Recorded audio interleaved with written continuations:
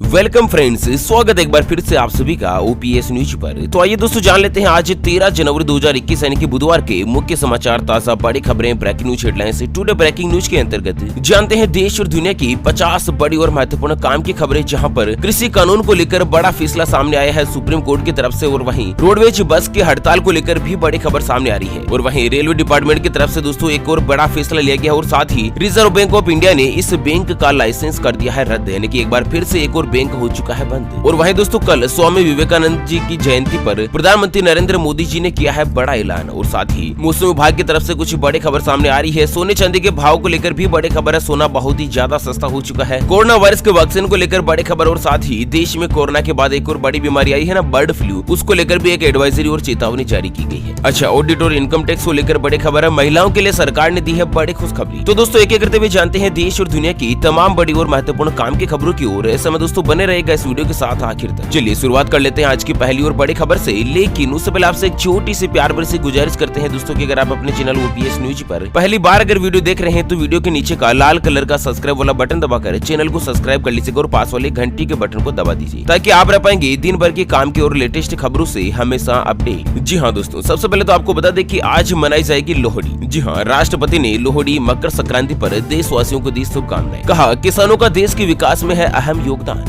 दरअसल राष्ट्रपति रामनाथ कोविंद ने मंगलवार को कहा कि खेती और किसानों ने देश के विकास और प्रगति में बहुत ही महत्वपूर्ण योगदान दिया। भारत के राष्ट्रपति ने अपने संदेश में कहा कि लोहड़ी, मकर संक्रांति, पोंगल, भोगली बिहू और उत्तरायण के साथ ही पोष पर्व के अवसर पर सभी देशवासियों को शुभकामनाएं। और साथ ही दोस्तों राष्ट्रपति महोदय का कहना है कि जो भी त्योहार आते हैं ना, वो हमारे किसानों के अथक परिश्रम और उद्यम को सम्मान देने का अवसर होते हैं। आपको बता दें लोहड़ी का पर्व देश में कई जगहों पर मनाया जाता है। विशेष रूप से तो यह सिखों का त्योहार है, लेकिन अब अन्य धर्मों के लोग भी इसे मनाने लगे हैं। इस दिन भगवान श्री कृष्ण, आदि शक्ति और अग्निदेव की विशेष कर पूजा की जाती है। लोहड़ी के दिन घर में पश्चिम दिशा में आदि शक्ति की प्रतिमा या फिर चित्र स्थापित करना, और उसके बाद सरसों के तेल का दीपक जलाया जाता है। इसके बाद प्रतिमा पर सिंदूर और बेलपत्र चढ़ाया जाता है। तो इस तरह से दोस्तों लोहड़ी का त्योहार मनाकर उसकी पूजा की जाती है। और विशेष रूप से दोस्तों लोहड़ी का महत्व होता है शादीशुदा नए जोड़ों के लिए, ये बहुत ही खास होता है। इस दिन घर की जो नई बहू होती है ना, जिसकी लेटेस्ट शादी हुई है, नई बहू को दोस्तों एक बार फिर से दुल्हन की तरह से तैयार किया जाता है। इसके बाद वो अपने पूरे परिवार के साथ लोहड़ी के पर्व में शामिल हो जाते हैं। साथ ही लोहड़ी की परिक्रमा करके बड़े बुजुर्गों से अपने शादीशुदा जीवन में खुशहाल बने रहने का आशीर्वाद प्राप्त करें। दोस्तों ओपीएस न्यूज टीम के द्वारा भी आप सभी को लोहड़ी के पर्व की बहुत बहुत शुभकामनाएं। चलिए इसी के साथ करते हैं खबरों की शुरुआत। तो दोस्तों भारतीय रेलवे के द्वारा नया नियम जारी, अगर तोड़ा यह नियम तो होगी 6 महीने की जेल और साथ ही देना पड़ेगा जुर्माना।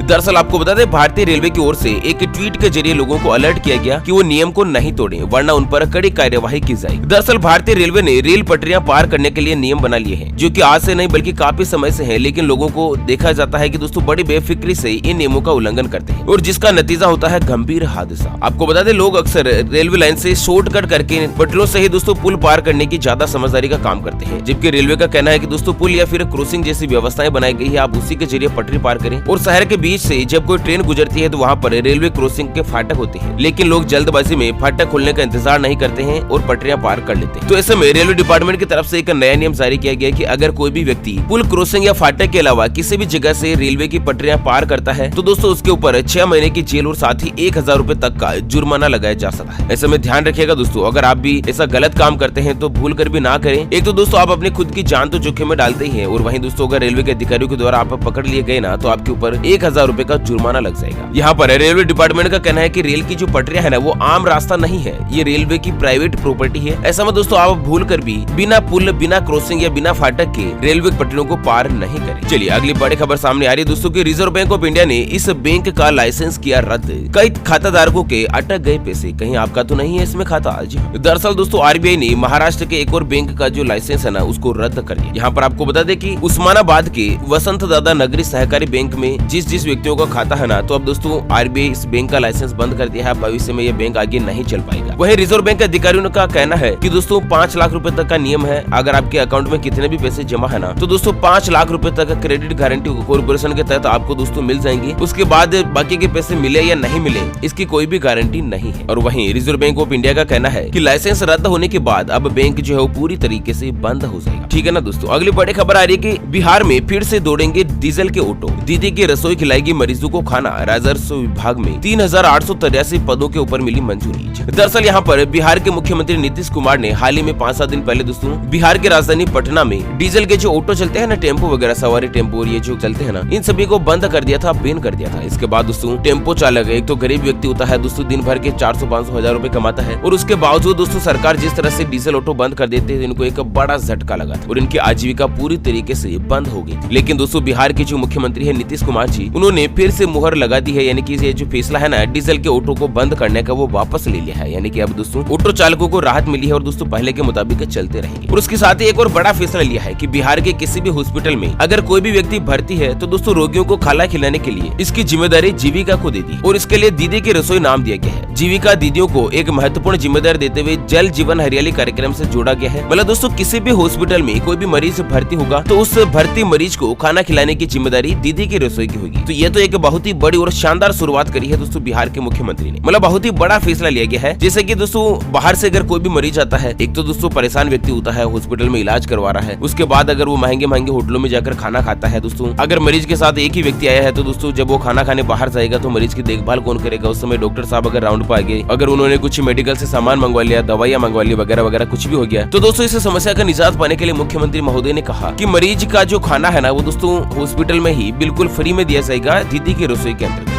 चलिए किसान आंदोलन को लेकर जानते हैं दोस्तों अगली बड़ी और महत्वपूर्ण खबर। लेकिन उससे पहले हमेशा की तरह एक नजर डाल लेते हैं आज के माइंड क्विज यानी कि गिवे वाले सवाल की तरफ। तो दोस्तों आज का माइंड क्विज वाला सवाल आप स्क्रीन पर देख पा रहे हैं। भारत देश का राष्ट्रीय गीत कौन सा है? जी हाँ दोस्तों दोबारा सुन लीजिएगा, भारत देश का राष्ट्रीय गीत कौन सा है? तो फटाफट से लिखना है क्वेश्चन का सही जवाब इस वीडियो के नीचे कमेंट बॉक्स में, और दोस्तों सही जवाब देने वाले किसी एक खास कमेंट्स को सिलेक्ट किया जाएगा हमारी ओपीएस न्यूज टीम की तरफ से और उसे दिया जाएगा एक अमेजिंग और सरप्राइज गिफ्ट। ध्यान रखिएगा दोस्तों ये जो गिव है वो बिल्कुल फ्री है, इसके लिए कोई भी चार्जेस वगैरह हमारी न्यूज टीम के द्वारा नहीं लिया जाएगा। तो चलिए किसान आंदोलन को लेकर बड़ी खबर आ रही है कि सुप्रीम कोर्ट ने विवादित कृषि कानून को अगले आदेश तक लगा दी रोक। दिल्ली के पास बड़े पैमाने पर किसान विरोध प्रदर्शन के बीच 3 नए कृषि कानून फिलहाल के लिए लागू नहीं रहेंगे। मतलब जो देश में सरकार के द्वारा लागू किए गए हैं ना, सुप्रीम कोर्ट ने अस्थायी तौर पर उन पर रोक लगा दी। सुप्रीम कोर्ट ने यह भी कहा कि संकट को समाप्त करने के लिए किसानों के साथ बातचीत करने के महत्वपूर्ण मुद्दे पर कृषि विशेषज्ञों के द्वारा एक कमेटी बनाई जाएगी और ये जो कमेटी है ना जिसमें 4 सदस्य शामिल होंगे और 10 दिन में किसानों के साथ बैठक करके उसकी जो जानकारी है वो सुप्रीम कोर्ट को सौंपेगी। अच्छा कमेटी में कौन कौन शामिल होंगे? तो सबसे पहले भूपेंद्र सिंह जी मान जो की भारतीय किसान यूनियन के महत्वपूर्ण ओहदे पर है, उसके अलावा डॉक्टर प्रमोद कुमार जोशी, अशोक गुलाटी और अनिल जी घटवन। ये चारों जो सदस्य है ना वो दोस्तों सरकार की तरफ से सुप्रीम कोर्ट की तरफ से किसानों के साथ बातचीत करेंगे और उसके द्वारा बातचीत में जो कोई भी रिपोर्ट तैयार होगी वो रिपोर्ट सुप्रीम कोर्ट को सौंपेंगे। वैसे किसानों की मांग है कि तीनों कृषि कानून रद्द कर दिए जाए। सुप्रीम कोर्ट ने अपने फैसले में कानून को रद्द करने की बात कहीं नहीं कही है, बस इसके अमल को कुछ वक्त के लिए रोक दिया गया है। किसान कोई कमेटी नहीं चाहते हैं, लेकिन बातचीत में मदद के लिए सुप्रीम कोर्ट ने कमेटी बना दी। वैसे किसानों का कहना है कि दोस्तों जब तक कृषि कानून रद्द नहीं हो जाता है पूरी तरीके से, तब तक इसके ऊपर कोई भी फैसला नहीं लिया जाएगा। हमारा आंदोलन जो है लगातार जारी रहेगा। तो इस तरह से कुछ बड़ा ऐलान किया है। चलिए दोस्तों अगली बड़ी खबर आ रही है कि आज से प्रदेश भर में रोडवेज कर्मचारियों की हड़ताल, नहीं चलेगी बसें। दरअसल उत्तराखंड से बड़ी खबर आ रही है कि उत्तराखंड में आज से रोडवेज कर्मचारी हड़ताल पर रहेंगे। उत्तराखंड रोडवेज कर्मचारी यूनियन ने सभी डिपो में पहली बस सेवा से ही हड़ताल का ऐलान किया है और वहीं परिवहन निगम के कर्मचारी यूनियन को वार्ता के लिए बुलाया। वार्ता के बाद बुधवार को यूनियन आगे फैसला लेगी। मतलब यूनियन का कहना है कि जब तक उनकी मांगों का फैसला नहीं हो सकता, सरकार नहीं मांग लेती, तब तक रोडवेज बसों का परिचालन नहीं किया जाएगा, हड़ताल जारी रहेगी। अच्छा अगली बड़ी खबर आ रही है, डोनाल्ड ट्रंप का ट्विटर अकाउंट सस्पेंड होने से ट्विटर का मार्केट कैप पहुंचा $5 बिलियन से नीचे, शेयर्स में आई भारी गिरावट। जी हाँ दोस्तों आपको पता होगा कि हाल ही में 3-4 दिन पहले अमेरिका की जो राष्ट्रपति है ना, अभी नए राष्ट्रपति तो बाइडेन बन गए हैं, लेकिन जो पुराने राष्ट्रपति है डोनाल्ड ट्रंप, उनका ट्विटर अकाउंट जो है दोस्तों ट्विटर कंपनी के द्वारा सस्पेंड कर दिया गया और इसके बाद ट्विटर कंपनी के शेयरों में जबरदस्त गिरावट देखने को मिली है। ट्रंप के सोशल मीडिया से विदाई का इन कंपनियों पर गहरा असर पड़ा और हाल ही में अमेरिका में हुई हिंसा के बाद ट्विटर ने डोनाल्ड ट्रंप के पर्सनल ट्विटर अकाउंट को हमेशा के लिए ब्लॉक कर दिया और इस फैसले के बाद यहाँ पर ट्विटर के जो शेयर है ना वो करीब 12% के रेट से गिरावट देखने को मिली है और इसके बाद कंपनी का मार्केट कैप जो है ना वो $5 बिलियन का नुकसान हुआ है। ट्विटर कंपनी को $5 बिलियन का नुकसान हुआ है। $1 बिलियन कितना होता है आपको पता है? 1000 मिलियन के बराबर। और 1000 मिलियन कितना होता है? 1 मिलियन का मतलब होता है 10 लाख। तो आप खुद अंदाजा लगा सकते हैं कि ट्विटर कंपनी को मात्र डोनाल्ड ट्रंप का अकाउंट ब्लॉक कर देने से कितना बड़ा और भयंकर नुकसान हुआ है। मतलब फैन फॉलोइंग कम नहीं है दोस्तों डोनाल्ड जी की। चलिए मौसम समाचारों को लेकर दोस्तों अगली बड़ी खबर सामने आ रही है। उत्तर भारत में अगले 4 दिन तक चलेगी शीतलहर, मौसम विभाग ने जारी कर दिया है अलर्ट। जी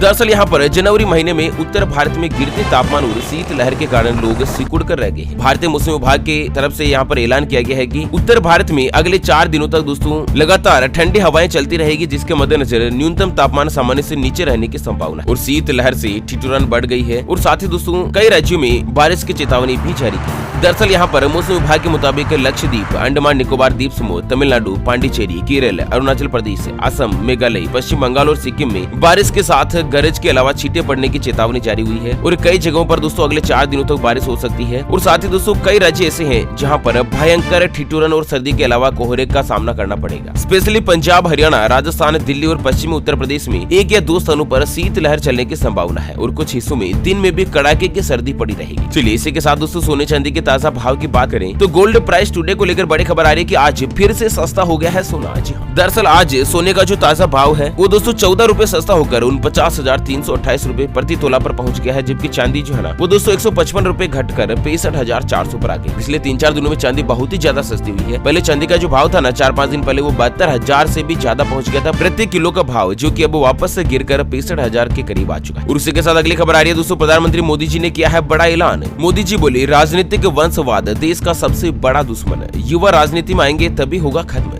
प्रधानमंत्री नरेंद्र मोदी जी ने स्वामी विवेकानंद की जयंती पर देश के युवाओं से बातचीत की और इस दौरान उन्होंने नौजवानों के कुछ लक्ष्य दिए, जिम्मेदारियां बताई और राजनीति में आगे आने के लिए कहा। और दोस्तों उन्होंने वीडियो कॉन्फ्रेंसिंग के जरिए नेशनल यूथ पार्लियामेंट फेस्टिवल को संबोधित किया। मोदी जी के भाषण की कुछ खास बातों की अगर चर्चा की जाए तो मोदी जी का कहना है कि कुछ लोग अपने परिवार को मजबूत करने में लगे हैं, मतलब देश का उनको कोई भी फिक्र नहीं है, अपने खुद के परिवार को मजबूत करने में लगे। ऐसे में युवाओं को देश का भाग्य विधाता बनना चाहिए। नेशनल एजुकेशन पॉलिसी में युवाओं पर फोकस किया गया है और वहीं स्वामी विवेकानंद जी का चिंतन हमारी भावनाओं में होना चाहिए और हमारे को महसूस करना चाहिए। और वहीं भारत देश को आत्मनिर्भर बनाना भी युवाओं की जिम्मेदारी है। तो कुल मिलाकर दोस्तों युवाई जो है ना वो दोस्तों भारत देश का अगला भविष्य है। ऐसे में मोदी जी को युवाओं से काफी ज्यादा उम्मीद है और मोदी जी चाहते हैं कि ज्यादा से ज्यादा युवा जो है ना वो दोस्तों राजनीतिक फील्ड में आए, राजनीतिक करियर में आए। चलिए अगली बड़ी खबर आ रही है दोस्तों बर्ड फ्लू को लेकर कि 10 राज्यों से होता होता जंगलों तक पहुंचा बर्ड फ्लू का संक्रमण, खत्म हो सकती है विलुप्त हो रही प्रजाति। तो दोस्तों देश भर में कोरोना वायरस के बाद बर्ड फ्लू का संक्रमण काफी तेजी से फैल रहा है और इस बर्ड फ्लू की बीमारियां शहर से निकलकर जंगलों में भी फैलने लगी है। देश के 10 राज्यों में एवियन इन्फ्लुएंजा फैलने की पुष्टि हो चुकी है। और दोस्तों केंद्रीय पर्यावरण मंत्रालय ने जानकारी दी कि बर्ड फ्लू हिमाचल प्रदेश, गुजरात और केरल के जंगलों में भी मिलने लगा है। अच्छा, बर्ड फ्लू के मद्देनजर दोस्तों चिड़ियाघरों में कई पक्षी ऐसे हैं जिनको मारने का आदेश जारी किया गया है क्योंकि उनमें बर्ड फ्लू की पुष्टि हुई है। और साथ ही दोस्तों विभिन्न प्रजातियों के जो पक्षी है ना जैसे की मुर्गियां, बतख, कौवे या फिर दोस्तों कबूतर वगैरह, इन सभी प्रजातियों से बर्ड फ्लू का जो संक्रमण है वो दोस्तों इंसानों में भी फैल सकता है। और वहीं सरकार ने हरियाणा और हिमाचल से होने वाली मुर्गी और अंडों के जो इंपोर्ट पर रोक लगा दी गई है। साथ ही दोस्तों बर्ड फ्लू के चलते देश की राजधानी दिल्ली में बाहर से डिब्बे में आने वाले चिकन पर भी रोक लगा दी गई है, मतलब दोस्तों अब चिकन जो है वो नहीं बेचा जाएगा। अच्छा, सरकार का कहना है कि बर्ड फ्लू को देखते हुए केंद्र सरकार ने कहा पीपीई किट का पर्याप्त स्टॉक रखें राज्य, मतलब दोस्तों ये बीमारी और भी ज्यादा खतरनाक भी हो सकती है। लगातार अन्य राज्यों में दोस्तों इसकी पुष्टि हो रही है। यहाँ पर आज तक 10 राज्य जिसमें दोस्तों देश की राजधानी दिल्ली, महाराष्ट्र, उत्तराखंड, उत्तर प्रदेश, केरल, राजस्थान, मध्य प्रदेश, हिमाचल प्रदेश और हरियाणा के साथ